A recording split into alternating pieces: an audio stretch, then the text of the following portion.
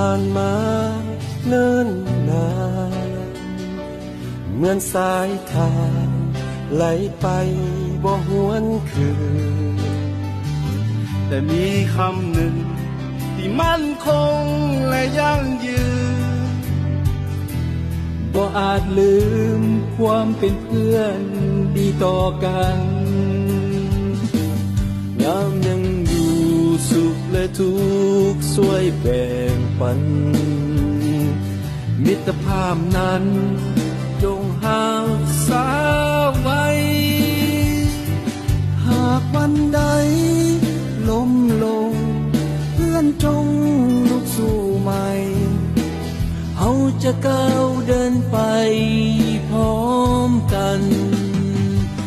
คำว่าเพื่อนนั้นคือความห่วงใยคำว่าเพื่อนจริงใจเสมอมาคำว่าเพื่อนบ่มีวันห่างลาชั่วดินฟ้าเพื่อนกันตลอดไป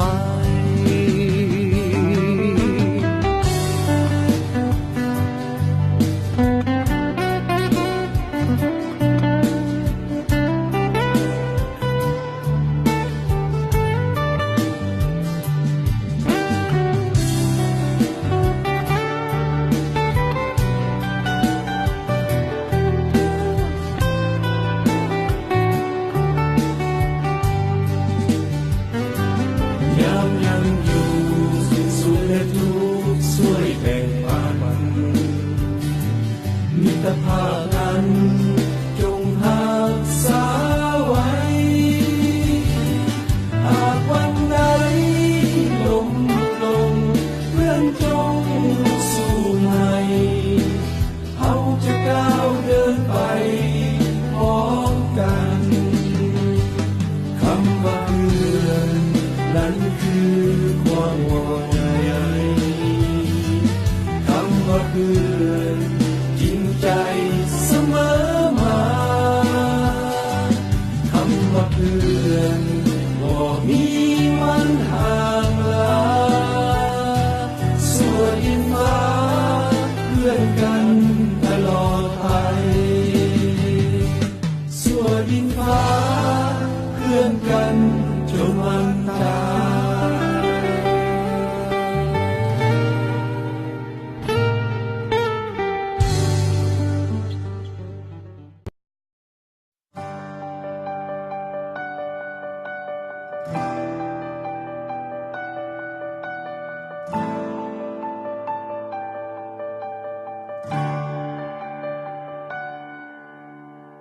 จะให้ในสิ่งที่คอยบอกเคยห้ามจะมีในสิ่งที่ไพ่บ่มีให้จะมีให้หลายก็ความจริงใจแม้นคำว่าฮักยังน้อยเกินไปเจ้าพยายามทำเพื่อคอยทุกอย่างที่ปวดห้อยข้างพันครั้งเจ้าเคียงข้างแม่นยามคอยล้มเจ้าเองบ่เคยหายังเดินร่วมทางจับมือคอยเดินไปก็เจ้านั้นดีกว่าไพ่คอยบ่ยอมเสียจะไป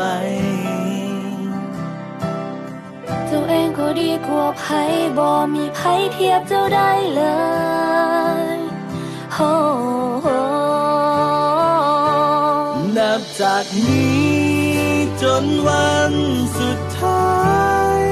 เสมอต้นเสมอปลายความหักสองเฮาจะเป็นนิรันดร์จากวันนี้